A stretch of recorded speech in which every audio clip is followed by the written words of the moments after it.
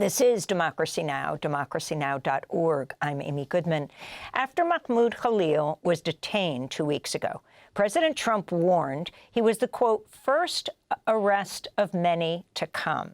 Trump's warning comes as the State Department's launched a program to use artificial intelligence to scrape the social media accounts of foreign nationals, including students, to identify possible targets for deportation.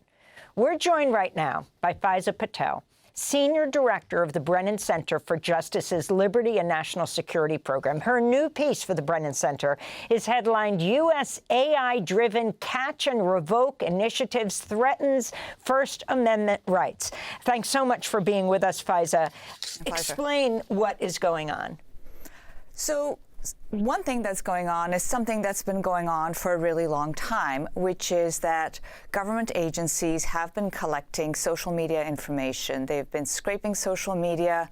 They've been keeping tabs on what Americans are saying. And this is something that started during really the end of the Obama administration, continued through the first Trump administration, and continued through the Biden administration.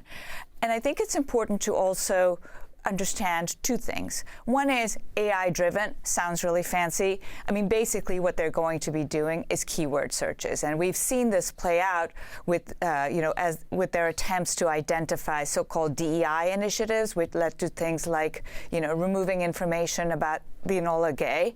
So I think you have a sense of... The plane that dropped the bomb on Japan, and Precisely. They took out the word gay? Well, they just took out the whole reference, right? I mean, you see this playing out. I mean, they make a lot of really rudimentary mistakes, right? Because there's no context, there's no understanding. You're doing keyword searches and you're taking things offline in the case of the DEI stuff. But when you translate that over to the social media scraping context, you can understand how that will work out, right? Because they will be looking for certain terms and they will be targeting people based on the speech, and that can sweep very, very broadly. In the current context where they're, going after pro-Palestinian protests, you've got to ask, right, is the fact that I liked a Free Palestine post going to be enough to have me deported? I mean, foreign students are running scared because, they may have done something very innocuous in social media, and now they're in the crosshairs. But I also think it's important to remember that, the focus on pro-Palestinian speech is sort of the tip of the iceberg. If you look at the executive order that Trump put out, which sort of previews this program, it's not just about what he characterizes as pro-terrorist, pro-Hamas speech. It's also about anything that the administration considers as being basically un-American, right?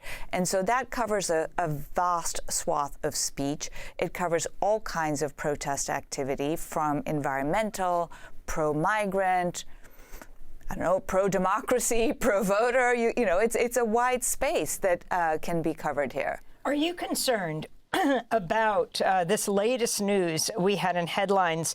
President Trump rescinded an executive order targeting the law firm Paul Weiss, Rifkin, Wharton & Garrison after meeting in person with its chair.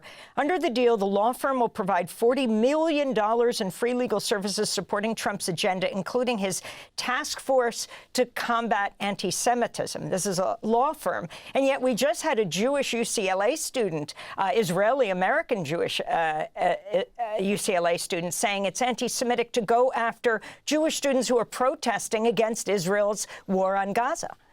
I mean, I think there's a lot of concern overall that civil society institutions have been crumbling almost in the face of pressure from the Trump administration. And I think that sweeps across the board to media organizations that have settled lawsuits with him, universities that, there was a report in the Wall Street Journal that Columbia was going to accede to the demands from the Trump administration, and there's been a lot of pressure on the law firms as well. So this is, you can't look at any one of these things in isolation. I think it's an overall attack on civil society institutions that could potentially block his agenda. So it's a catch and revoke program. Mm-hmm. Explain that further and how that fits into the First Amendment and privacy rights. Sure. So this is a play, right, on catch and release, which was basically the term that was used to describe the policy of sort of apprehending people at the border who were asylum seekers and then releasing them into the country because our immigration court system just really doesn't have the capacity to address their claims in a timely fashion. And we don't actually have detention capacity either. So that's it's a play on that term. And what that means is, I mean, the catch part is basically we're going to figure out who is involved, and currently we're looking at pro-Palestinian protests, who is involved in these protests, and they have a few different sources for that. There are some organizations that have been, doxing people who took part in protests, and they claim to have provided that information to the State Department and to DHS, so that's one source. The other source is going through social media.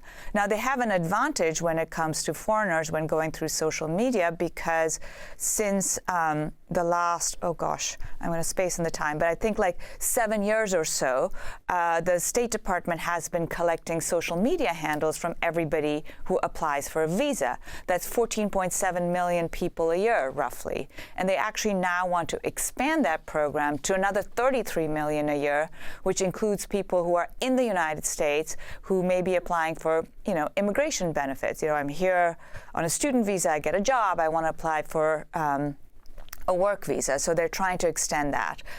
So this is all like this whole complex. So once they know your social media handle, right, they can track what you say online very, very easily. Now you can create new handles, but that gives them a baseline to start from, and that means that everybody's speech can be monitored, and it's not actually just the person whose handle you have, right? It's not just Khalil, for example, in this case, if they were monitoring him, they would also be then, figuring out who his networks are, who the people are in the United States, who are his friends, who are his work colleagues, who are his teachers.